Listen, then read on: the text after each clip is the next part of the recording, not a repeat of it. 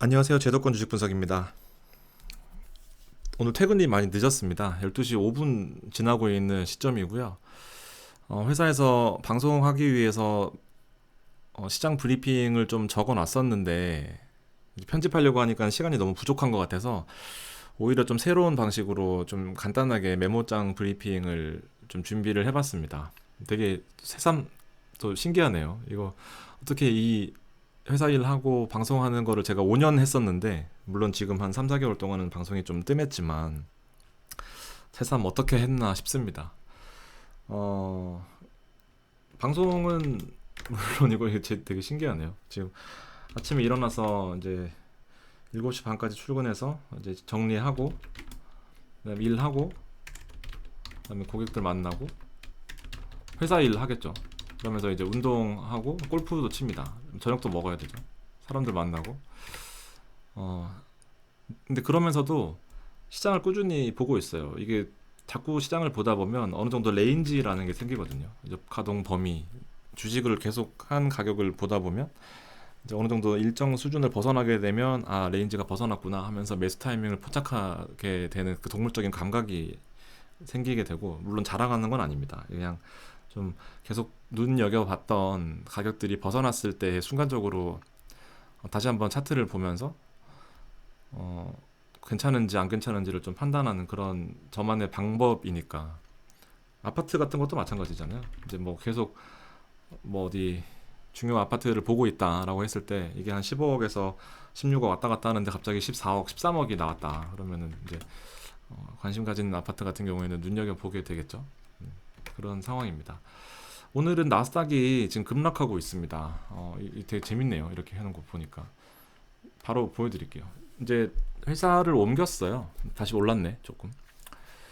회사를 옮겼는데 이 회사가 워낙 좋아서 이 HTS가 사실 대신께 되게 좋거든요. 진짜 너무 유저 인터페이스가 너무 좋게 돼 있어가지고 아직도 지금 못 잊고 쓰고 있습니다. 무리 투자긴 한데 뭐 보일 거 다 보이고요. 엄청 좋습니다. 지금 나스닥이 지금 이거 일봉인데 제가 요거 캡처해서 이제 방송용으로 하는 거거든요. 이제 일봉인데 지금 조금 밀리고 있네요. 일단 제가 회사에서 써온 거 좀 보겠습니다. 글자가 너무 조그맣네. 어떻게 하지? 되게 신기한 방법이죠. 편집 원래 PPT로 편집을 하는데 시장 브리핑을 좀 써온 겁니다. 제가 지난 방송과 지지난 방송에 이제 지수가 좀 하락할 수 있는 가능성에 대해서 말씀을 드렸습니다. 순간적으로 포착된 내용들, 그다음에 코스피가 고점에서 한 15포인트 정도밖에 여유가 없었던 부분, 그리고 부채 한도 협상이 막판까지 계속 진통을 겪을 것이다라는 부분, 시장에 리스크가 두 가지 있다라고 말씀을 드렸었는데 아니나 다를까 지금 나스닥이 많이 밀리고 있는 상황입니다. 12시 10분 지나고 있네요. 간밤에 증시 브리핑 보면 이제 버냉키 전 연준 의장이 또 한마디를 했습니다. 결과적으로 경기 침체를 피할 수 없다라고 언급을 한 내용인데요. 이러는 걸 좀 해석하는 것도 도움이 될 것 같아요. 이게 보면 노동시장이 여전히 좋다라는 거거든요. 지속 가능하다라는 거 좋다라는 거잖아요. 그래서 노동시장이 좋다라는 것이 경기가 안 좋을 때는 노동시장이 살아나는 것이 가처분 소득도 늘리고 결국에는 이제 경기 활성화에 큰 이바지를 할 텐데, 지금 인플레이션이 높은 상황에서 물가가 높은데도 노동시장이 좋다라는 것은 결국에는 이제 임금도 비싸지고 시장이 너무 화랑이다라는 거죠. 그래서 결과적으로는 이렇게 물가가 높은 상황에서 노동이 좋다라는 것은 악재로 작용할 수 있습니다. 그래서 물가가 안정적으로 가기 위해서는 결국에는 경기 침체를 피할 수 없다라고 어제 버냉키 의장하고 파월 연준 현 의장이 둘이 만나서 막 이것저것 얘기를 했었는데 핵심적인 내용이 바로 이 내용이었습니다. 그래서 경기가 안 좋을 것 같다라는 내용을 얘기를 했었고요. 그래서 오늘 시장 자체가 이거 보시면 이분봉이거든요. 제가 이분봉을 자주 봐요. 그러면 5월 14일 오늘 하루 종일 움직였던 겁니다. 6시에 해외 선물 시장 나스닥인데 해외 선물 시장은 갑자기 또 반등하네요. 되게 재밌네. 실시간으로 이렇게 보면서 하니까. 6시에 이제 어젯밤 시장이 마무리가 되고 1시간 쉬었다가 여기 보면 7시라고 보이거든요. 이거 손가락으로 지금 방금 화면 찝었습니다. 너무 어설프네요. 7시 4분, 7시 2분이거든요. 7시에 다시 시작해요. 여기 보면 5시 한 50 몇 분, 5시 58분, 6시에 끝나고 1시간 쉬었다가 아시아장이라고 제가 말씀드리는 시간 외장에서 하루 종일 좀 보합세를 연출하다가 유럽장이 열리고 나서부터는 지금 계속 하락하는 이제 그런 추세에 있습니다. 반등하고 있네요 또. 참. 오 재밌네 이거. 아무튼 이런 하루 종일 흐름이 안 좋았습니다. 그러면서 이 10시 반에 미국장 열리면서 반등하는 척 하다가 급락했었거든요. 근데 또 깔짝깔짝하네요. 오늘 중요한 지표로는 3시에 FMC 의사록 발표 있습니다. 그래서 의사록이 어떻게 될 것인가에 대해 따라서 시장이 또 많이 움직일 거다. 3시, 새벽 3시가 기점입니다. 내일 일어나서 증시가 올랐다라고 하면은 연준에서 좋은 의견을 냈을 것이고 아니면 반대로 될 것입니다. G7 이제 미팅이 끝나고 나서 결국엔 중국이 최대 화두로 떠올랐습니다. 지금 미국 한미일 동맹에서 중국을 철저히 배제하고 그다음에 나머지 G7 영국과 프랑스 등에서도 중국을 좀 견제하는데 의견이 합치되면서 중국이 지금 대분노를 하고 있는 상황입니다. 그래서 중국은 아주 지금 공공의 적이 되고 있는 이제 그런 상황입니다. 그래서 미국은 또 한걸음 또 약간 발을 빼고 있는 상황이에요. 디커플링 중국은 따로 가자. 커플링이랑 같이 가는 건데 디커플링이라는 것은 중국은 따로 가자라는 그 뉘앙스였는데 한 걸음 물러서서 디커플링이 아니라 디리스킹이다. 중국이 너네 너무 까불기 때문에 좀 제재를 가할 필요가 있다. 이런 식으로 같이 못 가는 건 아니지만 위험을 낮춰보자라는 식으로 얘기했다라고 미국에서 보도를 냈습니다. 그래서 결과적으로는 대중국 제재에 대한 합의를 G7에서 했던 거고요.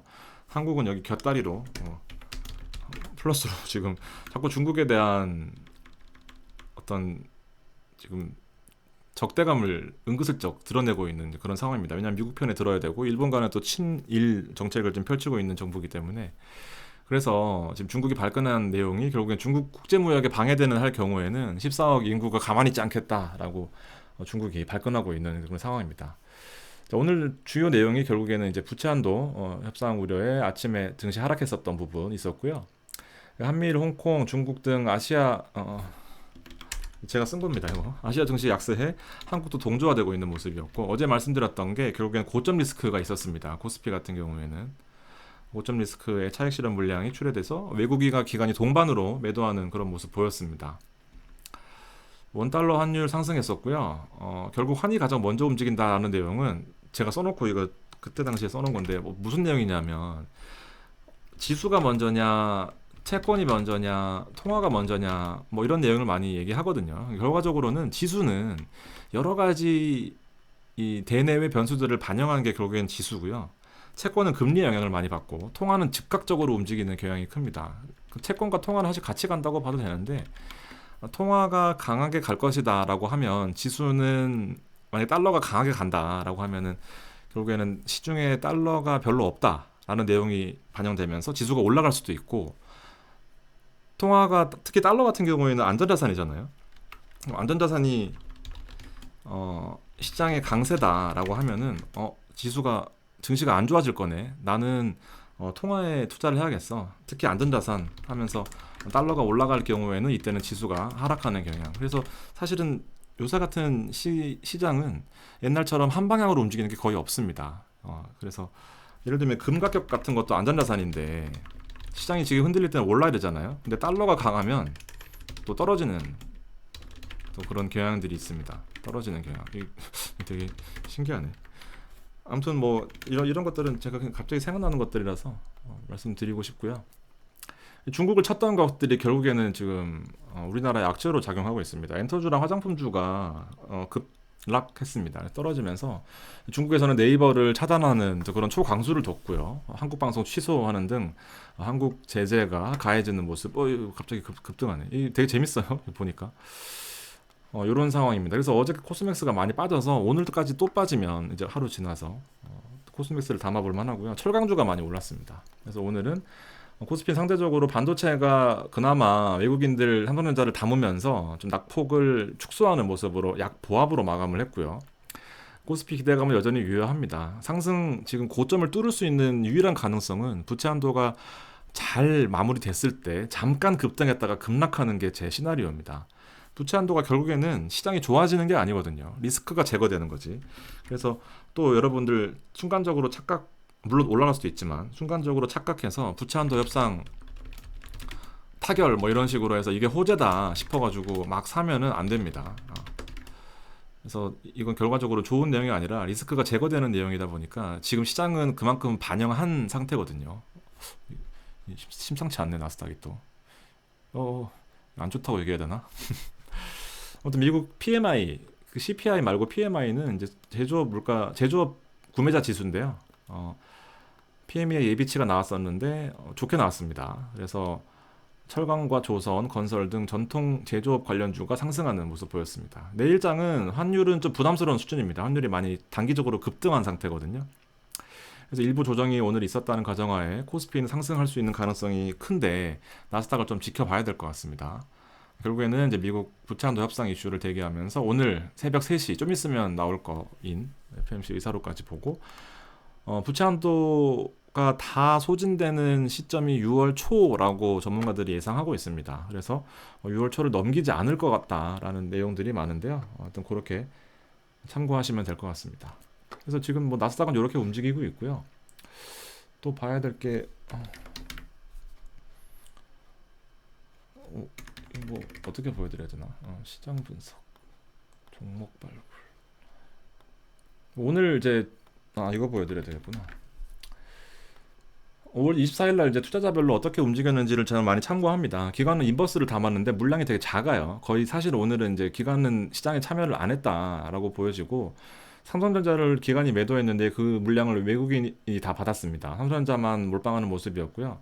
전통적으로 오늘 중공업이 많이 올랐습니다. 그 철강 가격이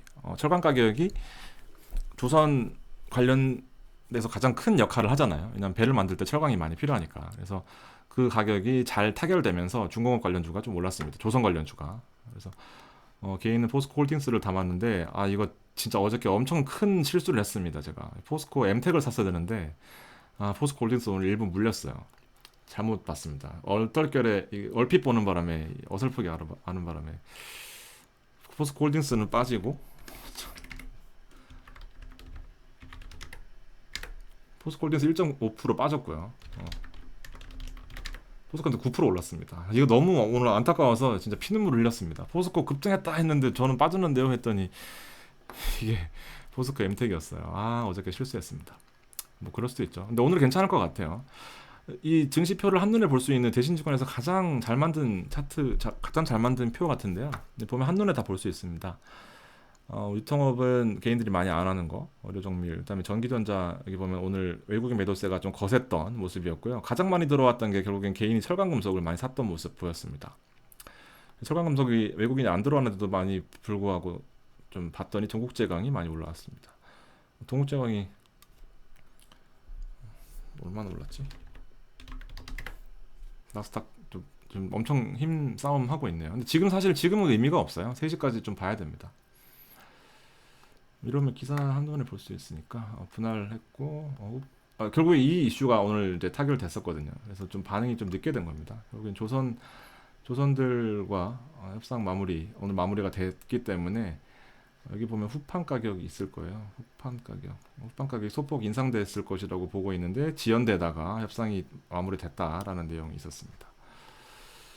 또 종목을 또 몇 개 볼까요? 이왕 하는 김에. 지금 많이 보고 있는 게 지금 P&H테크 아직 못 팔았습니다. 이거 지금 팔 타이밍을 놓쳤고요. 코스맥스 오늘 많이 빠졌어요. 5.5% 빠졌습니다. 이 어이없게 중국 때리기 하다가 이거 지금 두드려 맞은 모습인데 사실은 적정 레벨이긴 합니다. 오늘 좀 하락폭이 코스피 하락폭 대비해서 커서 그렇지 하루 더 빠지면은 이 긴 음봉 또 갭 상승할 수 있는 또 여력이 있는 종목이다 보니까 중국 좀 밀릴 때는 도움이 될 것이다 라고 보여집니다. 중국 오늘 많이 빠졌거든요. 이런 상황이고 또 뭘 보여드려야 되지? 하여튼 뭐 이렇습니다. 뭐 저도 지금 밤에 볼 수 있는 거는 결국 나스닥이 또 밀렸네. 근데 재밌죠. 이렇게 실시간으로 보니까 이러면서 보는 거거든요. 그다음에 금 가격이 아까 안전자산이라고 말씀드렸는데 금 가격은 지금 오늘 하루 종일 하락했었습니다. 근데 일부 또 지지받고 있는 모습인데 또 되게 재밌어요. 이렇게 보면은 이게 결국에는 해외 시장이 23시에 원유 가격인데요. 원유 가격도 되게 재밌거든요. 지금 보면은 요 이렇게 요 레인지들이 있잖아요. 레인지 70불에서 80불 사이. 70불 밑으로 떨어지면 미국이 전략 비축유를 방출했던 부분을 다시 재매입하는 구간이고 80불 가까이 되면은 이제 물가가 너무 높아지기 때문에 매입해놨던 전략 비축유를 방출하면서 이 물가를 이 원유로 조절하는 이제 그런 역할을 하고 있습니다. 그래서 지금은 저점 찍고 약간씩 반등하는 듯한 그런 모습을 보이고 있는 이 상황이고 어쨌든 지금 제일 중요한 거는 나스닥 지수이기 때문에 네, 이민희 나스닥이 결국엔 지금 여러분들이 보시는 지수거든요. 또 반등하고 있네요. 아무튼 이게 좀 올라줘야 내일 시장이 좋게 될 것이다라고 보여집니다. 하여튼 뭐 새로운 방식인데 뭐 특별한 건 없었던 것 같습니다. 너무 좀 정신이 없었던 것 같고요. 하여튼 도움이 좀 되셨으면 좋겠고 요런 내용들이 그냥 정리된 뉴스를 보는 것도 좋지만 또 부연 설명하면서 보는 게 또 이 배경 지식을 쌓는 데 도움이 되실 거다라고 생각합니다. 도움이 되셨으면 좋겠고요. 오늘 밤 마무리 잘 하시고 내일도 좋은 목요일 되시기 바라겠습니다. 감사합니다.